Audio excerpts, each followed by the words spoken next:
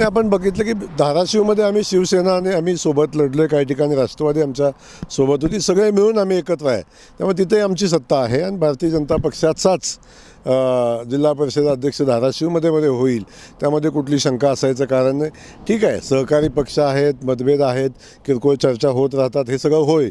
परंतु अंतिमता जेव्हा आपण बघू, जेव्हा निवडीचा विषय येईल, तेव्हा सातारचा अध्यक्ष भारतीय जनता पक्षाचा असेल, सोलापूरचा अध्यक्ष भारतीय जनता पक्षाचा असेल, धाराशिवचा अध्यक्ष भारतीय जनता पक्षाचा असेल, सांगलीचा अध्यक्ष भारतीय जनता पक्षाचा असेल, याच्यामध्ये कुठली शंका ठेवायचं कारण नाही. आम्ही सातारा जिल्ह्यामध्ये थोडंसं कमी पडलो का, तर आम्ही मोठ्या मनानं आम्ही ते स्वीकारलेलं आहे की आम्ही थोडं कमी पडलो.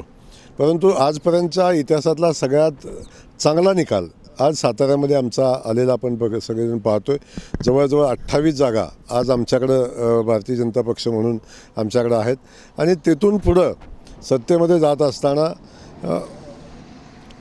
जवळजवळ 6-7 जागा आमच्याकडे कमी आहे, त्याची जाणीव आम्हाला आहे.